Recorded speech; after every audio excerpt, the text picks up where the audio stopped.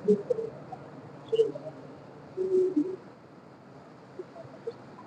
الحمد لله الأكرم الذي خلق الإنسان وكرم وعلمه من البيان ما لم يعلم فسبحان الذي لا يحصى امتنانه باللسان ولا بالقلم وأشهد أن لا إله إلا الله وحده لا شريك له ولا ولد له ولا والد له ولا مثل له ولا مثال له ولا شبيه له ولا تشبيه له ونشهد أن سيدنا وسندنا وطبيبنا وطبيب أرواحنا ومولانا محمدا عبد الله ورسوله أرسله الله بالحق بشيرا ونذيرا وداعيا إلى الله بإذنه وسراجا وقمرا منيرا وبشر المؤمنين بأن لهم فضلا كبيرا ولا تطع الكافرين والمنافقين والفاسقين ودع عداهم وتوكل على الله وكفى بالله وكيلا. أعوذ بالله من الشيطان الرجيم. بسم الله الرحمن الرحيم.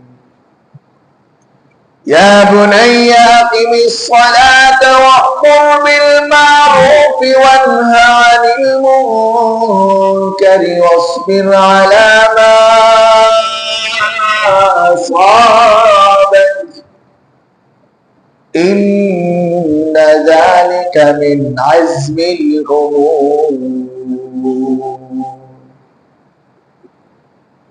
وقال النبي صلى الله عليه وسلم من رأى منكم منكرا فليغير بيده فإن لم يستطع فبلسانه فإن لم يستطع فبقلبه وذلك أضعف الإيمان. صدق الله ربنا العظيم وصدق رسوله النبي الكريم.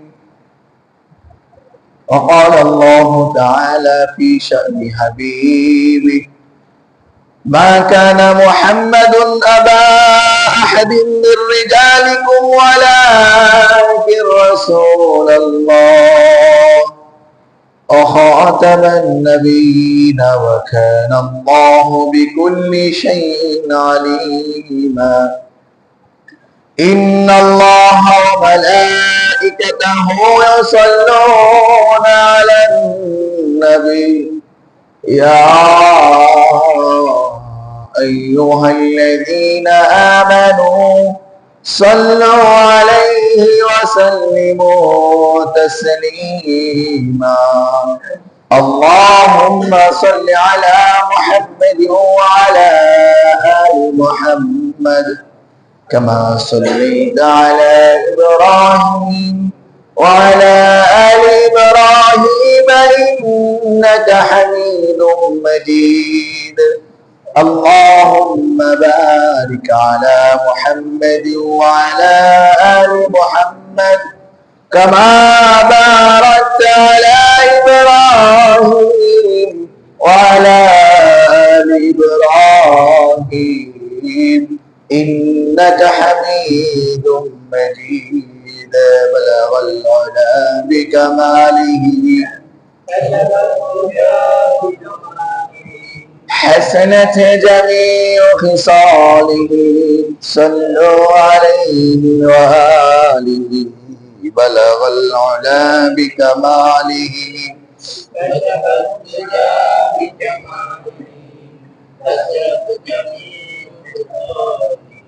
صلوا عليه وآله سبحانك لا علم لنا إلا ما علمتنا إنك أنت العليم الحكيم সর্বপ্রথম শুকরিয়া সে মহান রব্বুল ইজ্জতের দরবারে যে রব্বুল আলামিন আমাদেরকে হায়াতে তৈয়বা দান করেছেন এবং সুস্থ রেখেছেন এবং রমজানের পর শাওয়াল মাসের তৃতীয় জুমায় আল্লাহ তাআলা আমাদেরকে এখানে উপস্থিত করেছেন জুমার নামাজের উদ্দেশ্য করে মসজিদে আসার বসার তৌফিক এনায়েত করেছেন এজন্য সেই রব্বে কারিমের দরবারে অন্তরের স্থল থেকে মহব্বতের সহিত ভালোবাসা জড়িত একবার কালিমাতুশ শুকরিয়া আদায় করি আলহামদুলিল্লাহ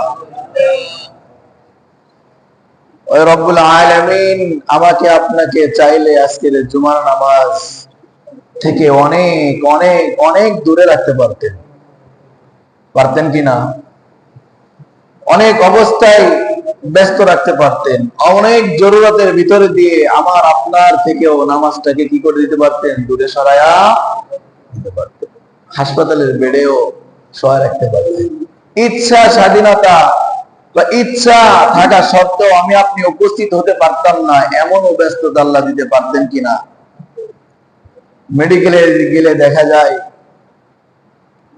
অনেক মানুষ ছটফট করতেছে নামাজের জন্য অনেক মানুষ জুমার নামাজে উপস্থিত হওয়ার জন্য হাওমাও করতেছে হাঁটার শক্তি নাই দেখছেন আমি দেখছি নামাজে আসার জন্য ছটফট করতেছে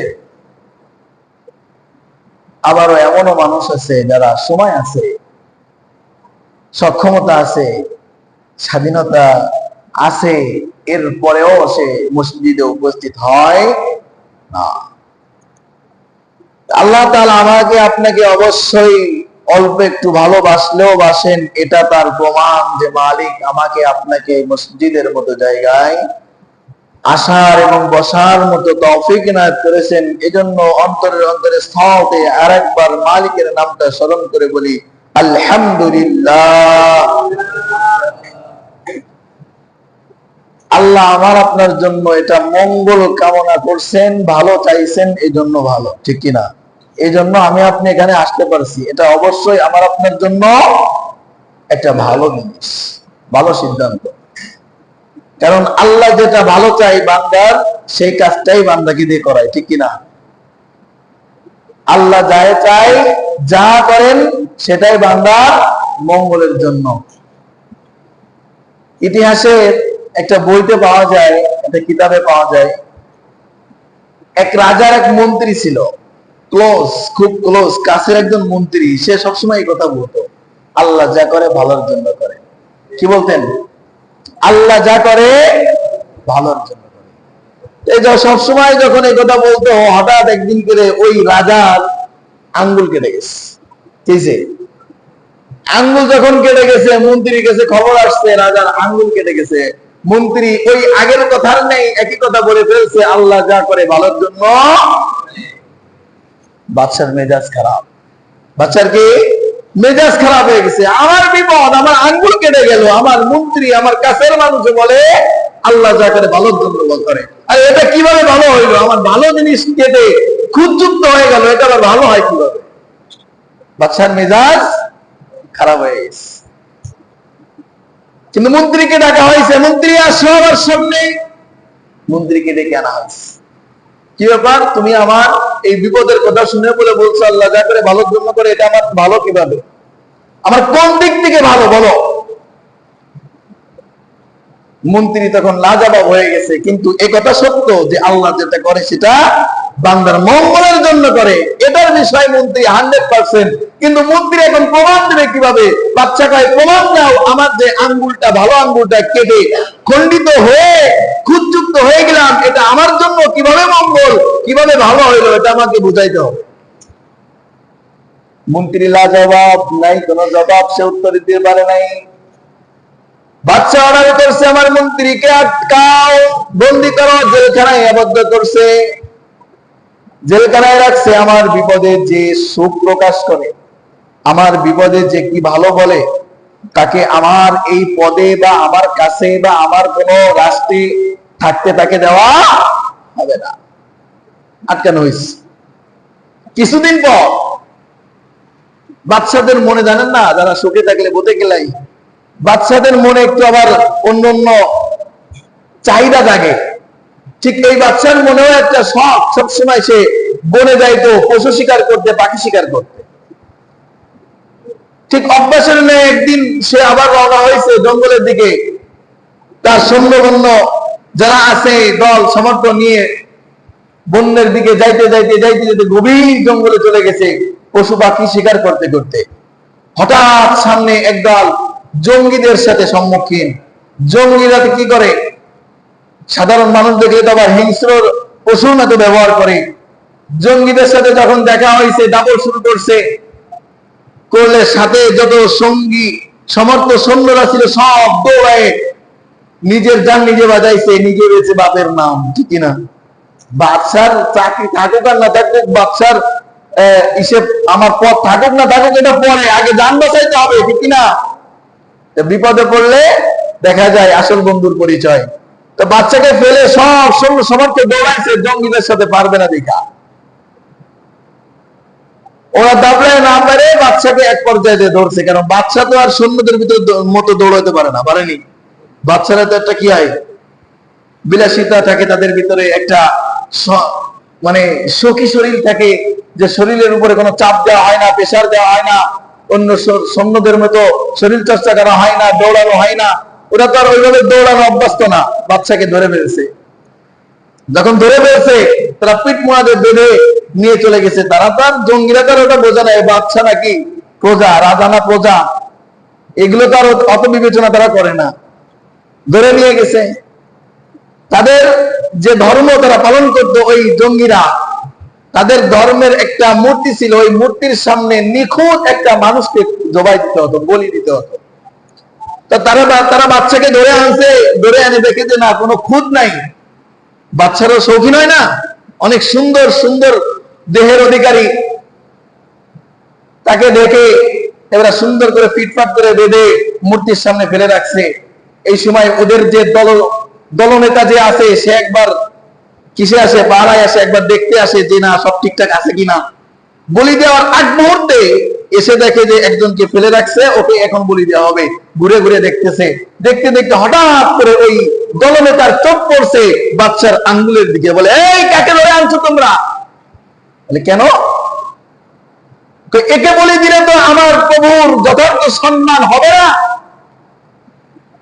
কেন? বলে, এর ভিতরে তো খুদ আছে, তাকায় দেখো, এর একটা আঙ্গুলের মাথা নাই, এর একটা আঙ্গুলের মাথা নেই। যখন এই কথা বলছে, সৈন্যরা অন্য অন্য সঙ্গীরা দৌড়ে এসে দেখি সত্যি তো আঙ্গুলে তো মাথা নাই। তখন তাকে উঠানো হয়েছে, বাচ্চাকে হাত পা খুলে দিয়ে তার প্রতি দুঃখ প্রকাশ করা হয়েছে যে আপনাকে আমরা ধরে আনছি, আমাদের যে উদ্দেশ্যে সে উদ্দেশ্যে আমরা সফলতা অর্জন করতে পারি নাই। আপনি তো নিখুঁত না, আপনার ভিতরে খুদ আছে, ত্রুটিযুক্ত। এই জন্য আপনাকে দিয়ে আমাদের এই কাজ সম্পূর্ণ করা হবে না, অর্থাৎ আপনার প্রতি একটু অবিচার আমাদের হয়ে গেছে। এই জন্য আরো ওই দলের পক্ষ থেকে উপহার উপঢৌকন দিয়ে তার গন্তব্য স্থানে পৌঁছে দেওয়া হয়েছে। সুবহানাল্লাহি ওয়া বিহামদিহি। বাচ্চা যখন নিজের রাষ্ট্রের সশরীরে জান বাঁচিয়ে চলে আসলেন, ডাকলেন মন্ত্রীকে, ডাকো আমার সামনে। মন্ত্রীকে ডেকে আনা হলো।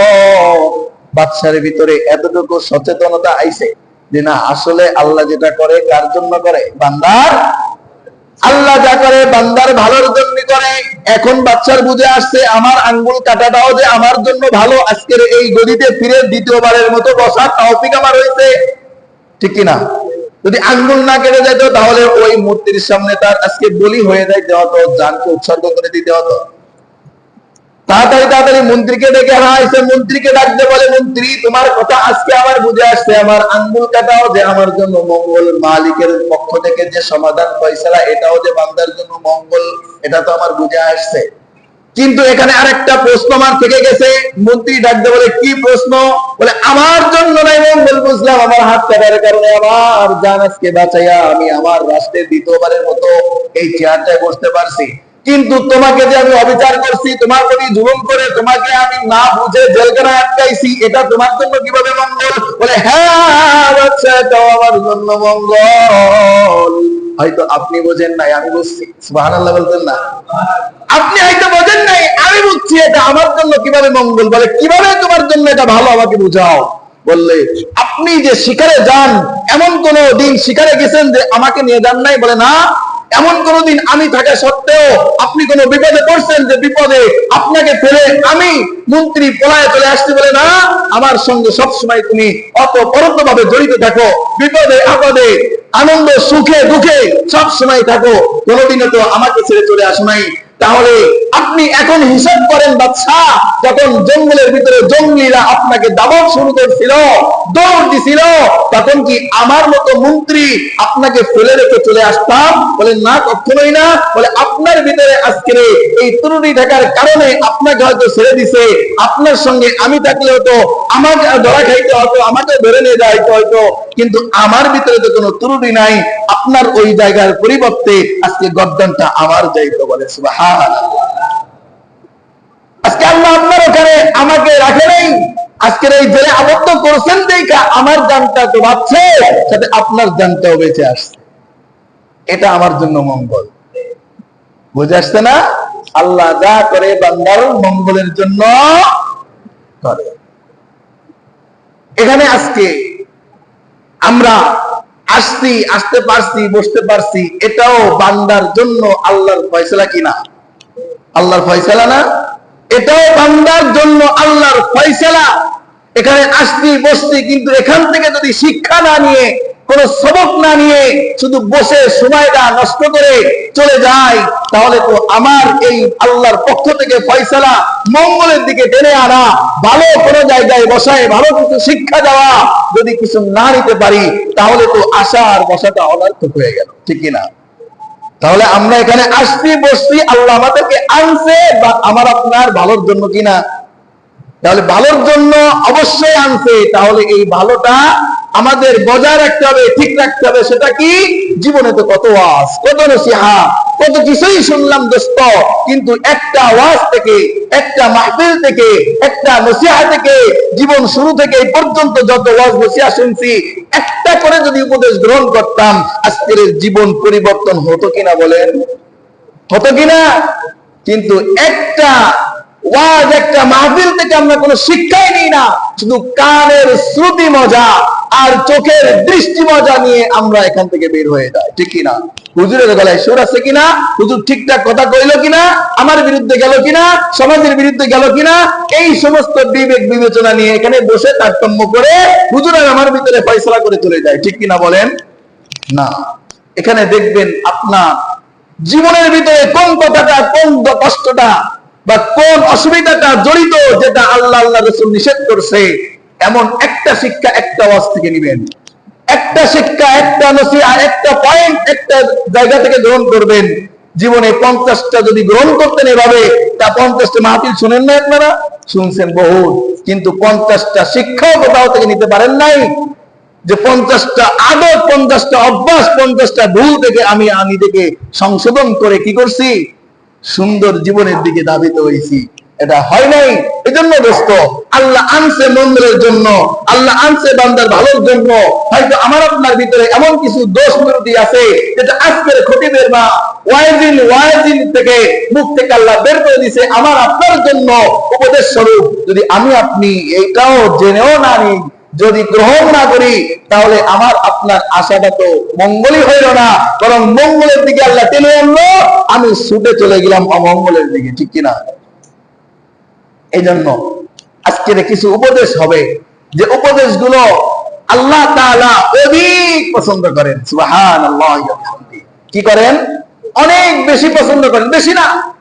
আরে জান্নাতি মানুষ হওয়ার জন্য এই চারটা, আজকে চারটা কথা বলবো, মাত্র চারটা, বেশি না।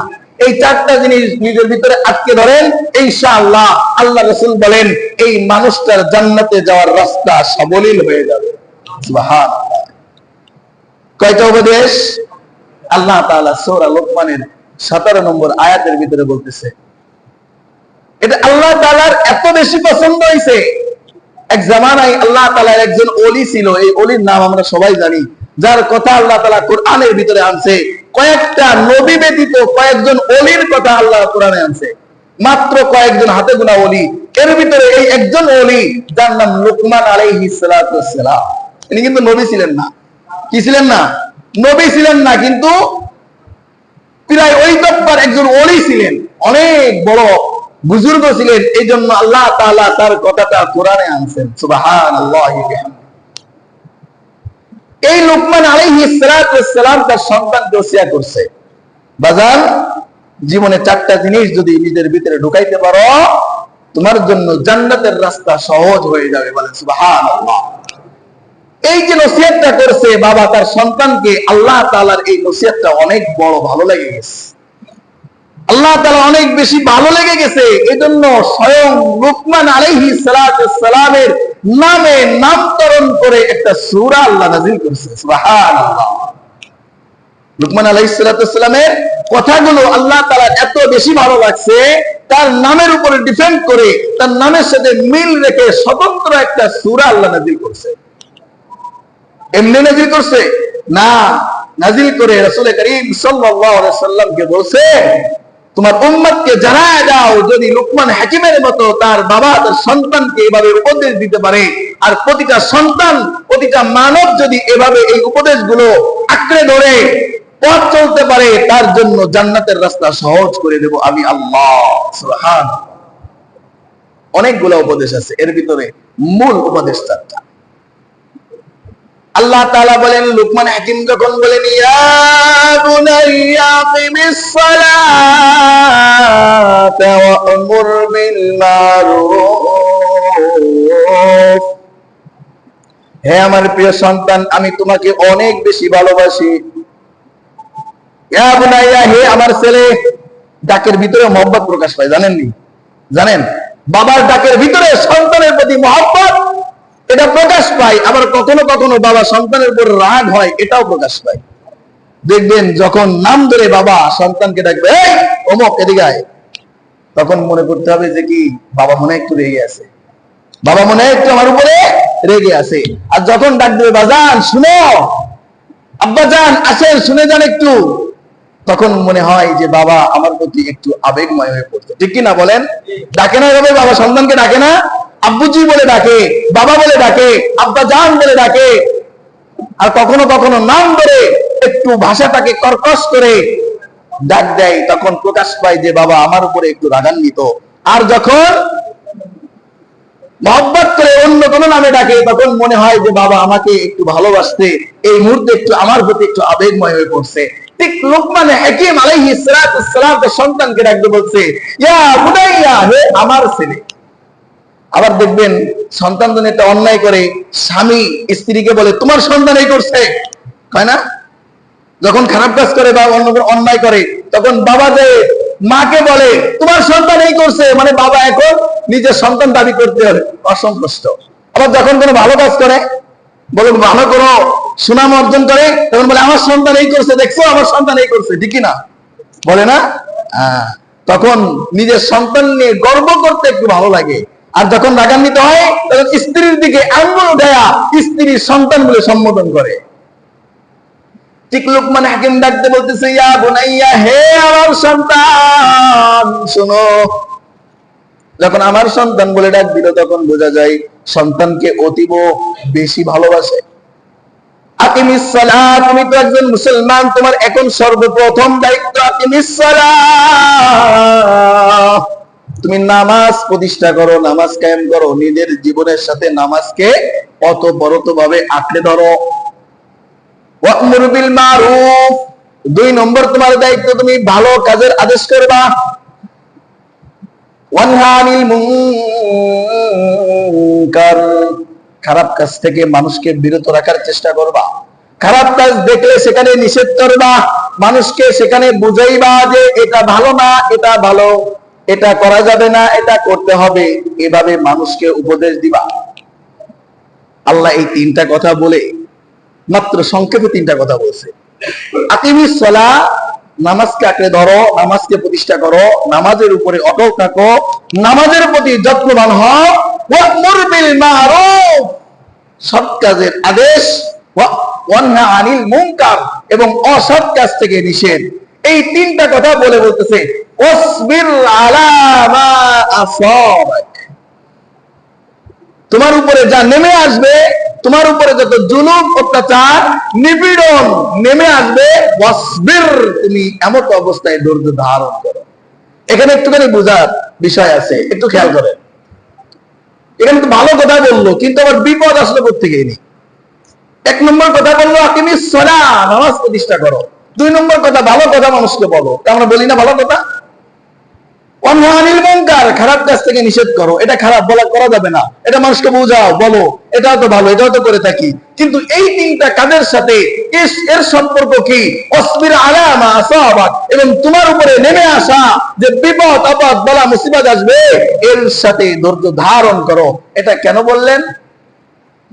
স্বাভাবিক, একেবারেই স্বাভাবিক। দেখেন আজকে তাবলীগ ওয়ালারা মসজিদে মসজিদে যে দাওয়াত দেয় না, আচ্ছা তাবলীগ ওয়ালারা আমার আপনার কাছে খাইতে আসে, বলেন না, কথা বলেন না কেন? জানেন না আপনারা খাইতে আসে না, নিজের জাতির পকেটের টাকা দিয়ে খোরাক জোগায়, ঠিক কিনা?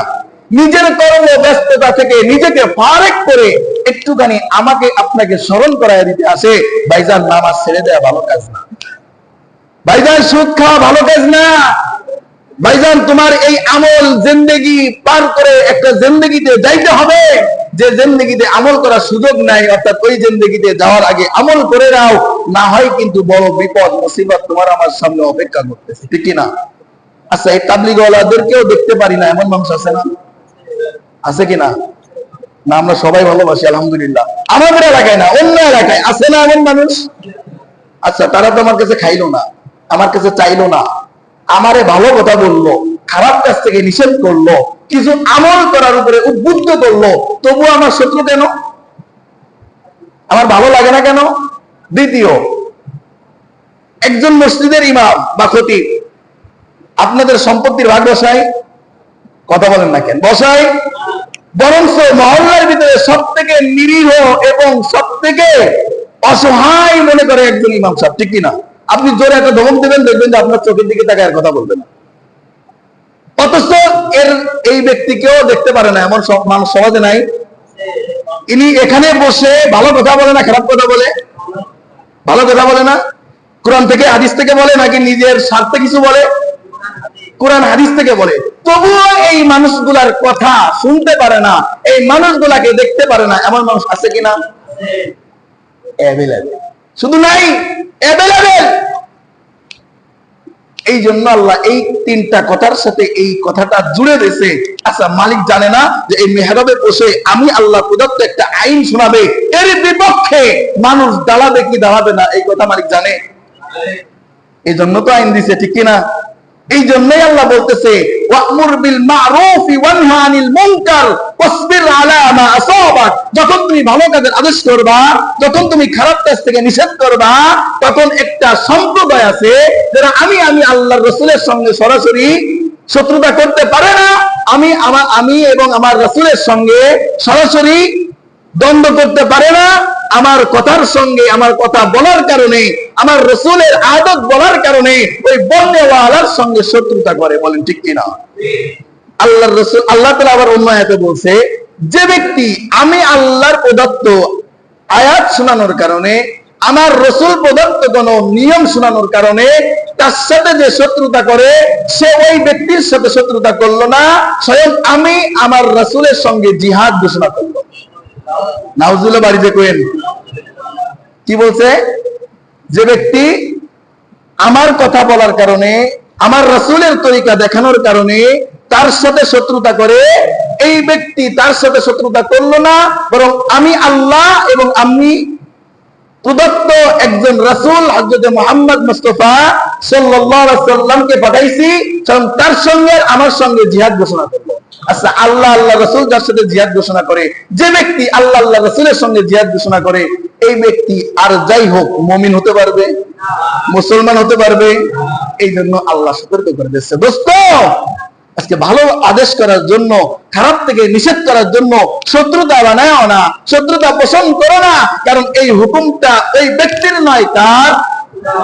এই জন্য আল্লাহ এই কথার সঙ্গে এই কথাটা জুড়ে দিছে, আকিমিস সালাহ, নামাজ কায়েম করো, নামাজ প্রতিষ্ঠা করো, ওয়ামুর বিল মারুফ,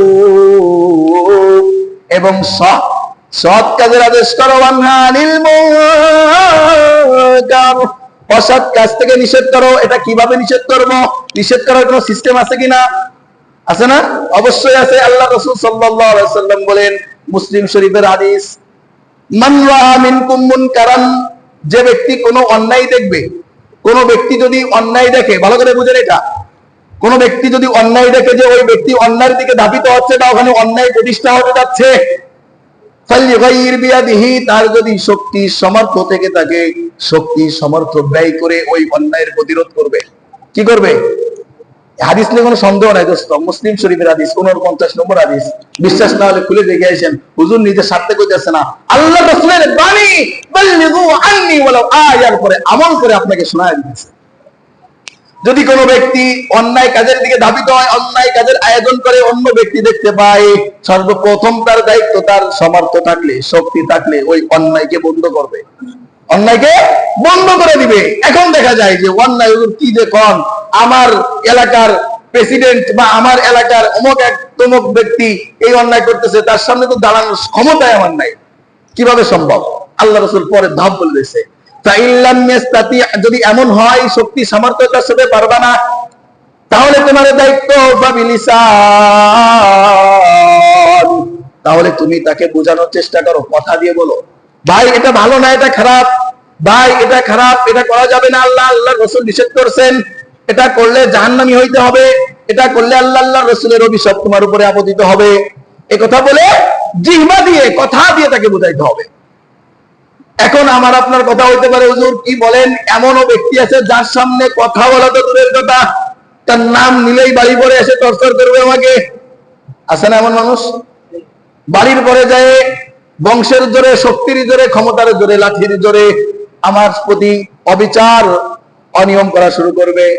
তাহলে কি আমাদের আর কোনো সূরত নাই, আমাদের আর কোনো সুযোগ নাই? আল্লাহ রাসূল বলে, হ্যাঁ আরেকটা সুযোগ আছে, সেটা আছে ফাইল্লাম ইয়াস্তাতি, যদি তুমি কথা দিও না পারো, শক্তি সামর্থ্য দিয়ে না পারো, তবে কলবি, তাহলে অন্তর দিয়ে ঘৃণা করো আর পরিকল্পনা করো, আল্লাহর কাছে দোয়া করতে থাকো, মালিক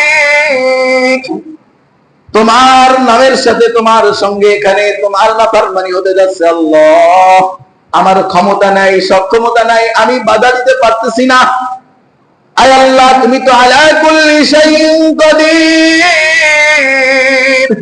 তুমি তো সর্বময় ক্ষমতার মালিক, তুমি তো যখন যা ইচ্ছা তখন তাই করতে পারো। আল্লাহর কাছে এভাবে দোয়া করতে হবে, বলতে হবে আল্লাহ এই নাফরমানদেরকে, এই নাফরমানি থেকে মালিক তুমি হেফাজত করো।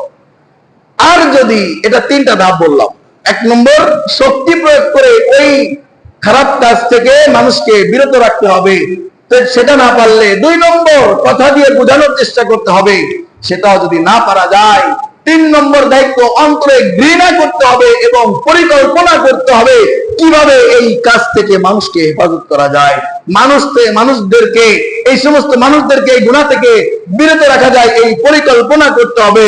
আল্লাহ রাসূল এটা বলে চতুর্থ কোন ধাপ রাখেন নাই, বলে দিয়েছেন ওয়াযালিকা আযআফুল ঈমান, এতটুকু সূচনাও যদি তোমার ভিতরে না থাকে, তোমার ভিতরে ঈমান নাই। বলেন নাউজুবিল্লাহ। তোমার ভিতরে কি নাই?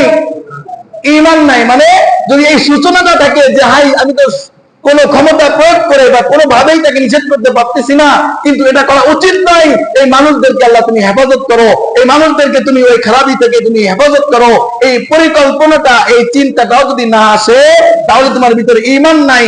এতটুকু যদি আসে, আল্লাহ রাসূল বলেছে ওটাই তোমার জন্য একটা দুর্বল ঈমান, দুর্বলের পরে আর কিছু নেই।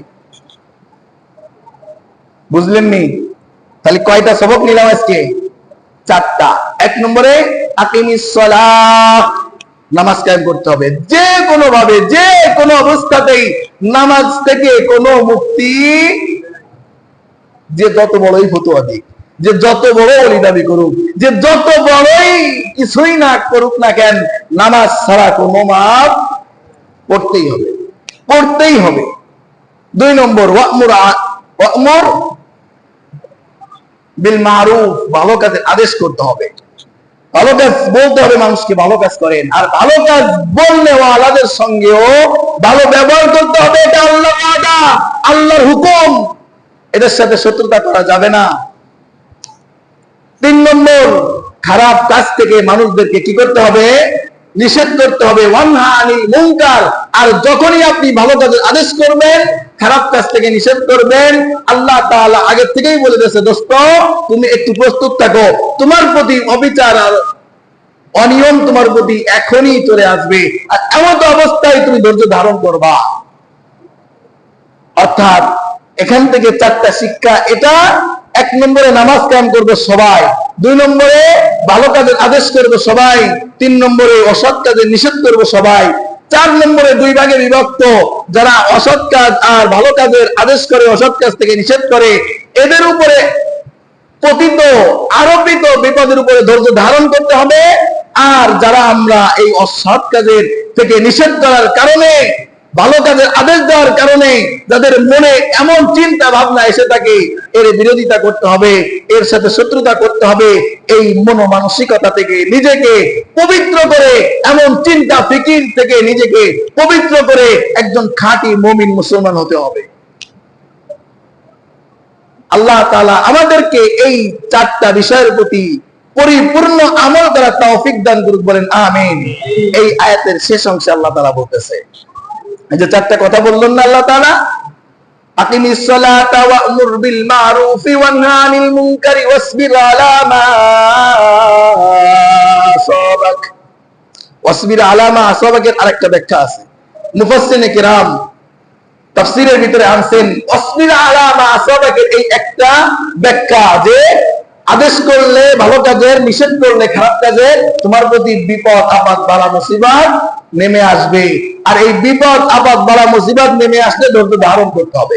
আরেকটা ব্যাখ্যা, মুমিনের কখনো বিপদ হয় না দুইটা কারণ ব্যতীত। কয়টা? মুমিনের যখনই বিপদ আসবে, ওই বিপদে ধৈর্য ধারণ করতে হবে। আর ওই বিপদ আসার কারণ কয়টা হতে পারে? একজন মুমিনের বিপদ আসে দুই কারণে। একটা কারণ হচ্ছে তার গুনাহ মাফের জন্য, দ্বিতীয় কারণ হচ্ছে বড় কোনো বিপদ থেকে আল্লাহ ছোট বিপদ দিয়ে উদ্ধার করার জন্য। বলেন সুবহানাল্লাহ। ছোট্ট একটা ঘটনা বলি, এই যে লোকমান হাকিমের নাম বললাম না, এই লোকমান হাকিম তার সন্তানকে একটা কথা বলতেছে, বাজান ভালো মানুষের সঙ্গে থাকবা, ভালো কাজ করবা, খারাপ কাজে নিষেধ করবা, ভালো কাজের আদেশ করবা। যখন এই কথাগুলো বলতেছে, তখন লোকমান হাকিমের সন্তান বলতেছে, আব্বা শুধু তো কথাই শোনো, কথাই দিয়ে চিড়ে ভেজে, একটু প্রকাশ্যে দেখাও না কিছু দেখি। এখন যখন লোকমান হাকিমের সন্তান এই দাবি করলো, তখন লোকমান হাকিম বললো, দেখতে চাও আব্বাজান? বলে হ। বলে চলো তাহলে আমরা সফরে যাই। কোথায়?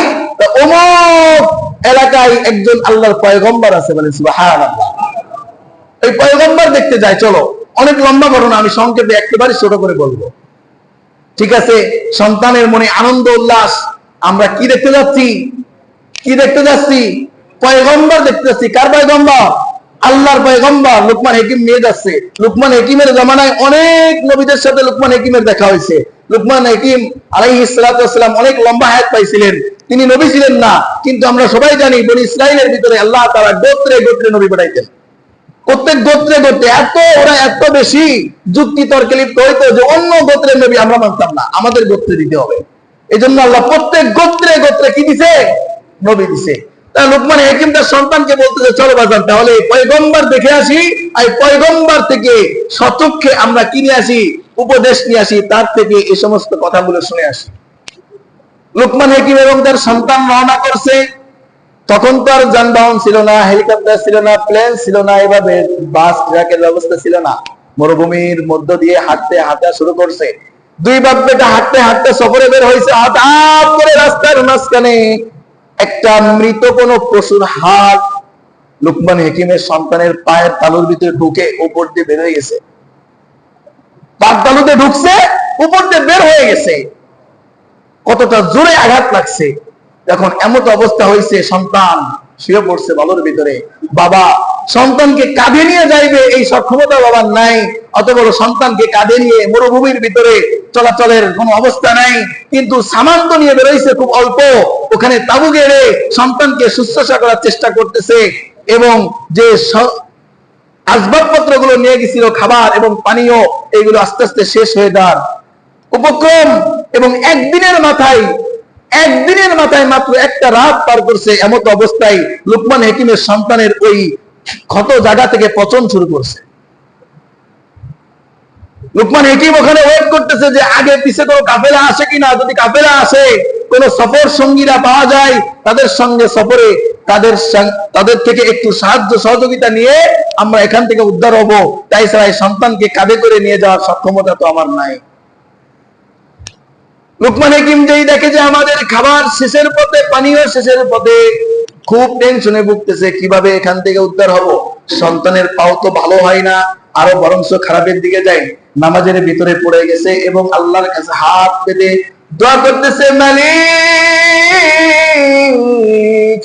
এমন তুমি পরীক্ষা নিও না যে পরীক্ষায় আমি লুকমান পরীক্ষায় উত্তীর্ণ হওয়ার সক্ষমতা রাখি না, এমন কোন পরীক্ষায় আল্লাহ তুমি ফেলো না। এজন্য আল্লাহ তাআলা এই দোয়া একটা শিখায় দিয়েছে কোরআনের ভিতরে, রব্বানা লা তুজিগ কুলুবানা বাদা ইয হাদাইতানা ওয়া হাব লানা মিন লাদুনকা রাহমাহ ইন্নাকা আনতাল ওয়াহ্হাব। সারাংশ কথা, আল্লাহ তুমি ঈমান দেওয়ার পরে এমন বিপদ পরীক্ষা নিও না যে বিপদে পড়ে যে পরীক্ষায় পতিত ঈমান হারায় বেঈমান হয়ে যায়। ঠিক লুকমান হাকিম একই দোয়া করতেছে, মালিক যে সক্ষমতা আমার নাই এমন পরীক্ষা তুমি দিও না আল্লাহ। এখানে খাবার শেষ হয়ে যাচ্ছে, পানি শেষ হয়ে যাচ্ছে, আল্লাহ এই মরুভূমি থেকে আমাদের উদ্ধার করার ব্যবস্থা করো। এভাবে কাঁদতেছে, সিজদায় পড়ে হঠাৎ করে দেখে রাতের অন্ধকারে তার ছেলে শুয়ে আছে। ছেলের পাশে একজন শুভ্র চেহারাওয়ালা, সাদা জিব্বা পাঞ্জাবিওয়ালা এক ব্যক্তি বসে সালাম দিতেছে, আসসালামু আলাইকা ইয়া ওয়ালাদা লুকমান। হে লুকমানের ছেলে, সালাম গ্রহণ করো। লুকমানের ছেলে উঠে সালাম গ্রহণ করছে, ওয়া আলাইকুস সালাম মান আনতা, আপনি কে? লুকমান হাকিমের ছেলে প্রশ্ন করতেছে, আপনি কে? আপনাকে তো মা রাআইতু ফি হায়াতি আবাদান, কখনোই আমার জিন্দেগিতে একবারও দেখি নাই। তখন ওই ব্যক্তি পরিচয় দিতেছে, আনা জিব্রাইল। সুবহানাল্লাহ, কি পরিচয় দিল? আমি জিব্রাইল। যখন বলছে, তখন লুকমান হাকিমের ছেলে বলতেছে, আব্বুর মুখ থেকে আপনার নামটা অনেকবার শুনছি, দেখার খুব ইচ্ছা ছিল। যাক মাশাআল্লাহ, পয়গম্বরের সঙ্গে দেখা করতে যাচ্ছিলাম, হয়তো হইব না, কিন্তু তার দোস্তর সঙ্গে দেখা হয়ে গেল। বলেন সুবহানাল্লাহ। দোস্তকে জিব্রাইল। জিব্রাইল প্রতিটা নবীর কি ওহী বাহক না? ওহীর ধারক বাহক না? বলে আপনি তো প্রত্যেকটা পয়গম্বরের দোস্ত। দেখ, পয়গম্বর দেখতে পারি আর না পারি, পয়গম্বরের দোস্তের সঙ্গে তো দেখা হয়ে গেল। এই কথাবার্তা যখন চলতেছে, তখন বলে, কি সমস্যা তোমার? বলে, এই যে ক্ষত হয়ে গেছে পায়ে, এই ক্ষতের কারণে সামনে যাইতে পারতেছি না। জিবরাইল আলাইহিস সালাম, অনেক লম্বা ঘটনা, সংক্ষেপে বলতেছি, তার পায়ের ভিতরে হাত রাখার সঙ্গে সঙ্গে পা অটোমেটিকলি আগের মতো হয়ে গেছে। পায়ের ভিতরে একটু হাত রাখছে, শুধু পাও কি হয়ে গেছে? আগের মতো হয়ে গেছে। ওই যে যেটা বলছিলাম, মনে আসেনি? মুমিনের প্রত্যেকটা বিপদ হয় বিপদ আপদ বালা মুসিবত সব কিছু তার মঙ্গলের জন্য, ঠিক আছে না? এবার লুকমান হাকিম সেজদা থেকে উঠে দেখে যে জিবরাইল বসে আছে, কথোপকথন চলতেছে। তখন আগায় আসছে, এসে বলে যে এই যে আমরা আল্লাহর পয়গম্বরের সঙ্গে দেখা করতে যাচ্ছিলাম, কিন্তু আমাদের পথের মাঝে এই যে বিপদ, এই বিপদটা কেন আল্লাহ দিল এটা আবার বুঝে আসে নাই। সুবহানাল্লাহ কইতেন না? বিশ্বাস আছে এটা অবশ্যই বান্দার মঙ্গল, কিন্তু এটা বুঝে আসছে না। যেমন মুসা আলাইহিস সালাম বলতেন আল্লাহকে, আল্লাহ তুমি তো জীবিতকে মরণ কি করো, মেরে ফেলো, আবার মৃতকে জীবিত করো, আল্লাহ এটা একটু দেখাবা। আল্লাহ তাআলা বলতেছে তোমার কি বিশ্বাস হয় না? যে বালা, অবশ্যই বিশ্বাস হয়, কিন্তু তাতমাইন্নাল কুলুব, যদি একটু দেখাইতেন বিশ্বাসটা আরো গাঢ় হইতো। সুবহানাল্লাহ। বিশ্বাস তো হয়, দেখাইলে একটু গাঢ় হইতো। তাই লুকমান হাকিম জিবরাইলকে প্রশ্ন করছে, অবশ্যই এই বিপদটা আমার জন্য মঙ্গল, আমার সন্তানের জন্য, কিন্তু মঙ্গলের পিছনে কারণটা একটু শোনার খুব ইচ্ছা, আবেগ উতলিয়ে পড়তেছে। তখন জিবরাইল ডাকতে বলে, শোনো লুকমান, তোমাকে আর তোমার সন্তানকে আল্লাহ এখানে আটকায় রাখছে, এটা আল্লাহ তোমাকে ভালোবাসে এর একটা নমুনা। বলে সুবহানাল্লাহ। তাহলে কেমনে? তোমরা যে পয়গম্বরের সঙ্গে দেখা করতে যাইতেছো, ওই পয়গম্বরের মহল্লায় এলাকায় ওই জনগোষ্ঠীরা ওই পয়গম্বরের সঙ্গে বেয়াদবি করছে। নাউজুবিল্লাহ কইতেন না? ওই পয়গম্বরের সঙ্গে বেয়াদবি করার কারণে মালিক সহ্য করতে পারে নাই। আল্লাহ তাআলা ওই মহল্লার ভিতরে পাথরের বৃষ্টি বর্ষণ করছে। নাউজুবিল্লাহ কইতেন না? কিসের বৃষ্টি? পাথরের বৃষ্টি বর্ষণ করে মহল্লার সমস্ত মানুষকে আল্লাহ ধ্বংস করে দিছে। তোমরা যদি সময় মতো, যে সময় তোমরা যাইতেছিল ওই সময় মতো যদি ওই মহল্লায় পৌঁছায় যাইতা, ওই পাথরের বৃষ্টির ভিতরে তোমরা পড়ে যাইতা, তোমরা ধ্বংস হয়ে যাইতা। এই জন্য আল্লাহ তাআলা তোমার সন্তানকে বিপদ দিয়ে তোমাকে আটকায় রাখছে। ওই গজবটা শেষ হয়ে গেছে, এখন চাইলে যাইতে পারো। তাহলে আল্লাহ যা করে বান্দার মঙ্গলের জন্য করে। আল্লাহ তাআলা আমাদেরকে সবাইকে সর্ব অবস্থায় ধৈর্যের পরিচয় দিয়ে মালিকের নৈকট্য লাভ করার তৌফিক দান করুন। সবাই বলি আমিন।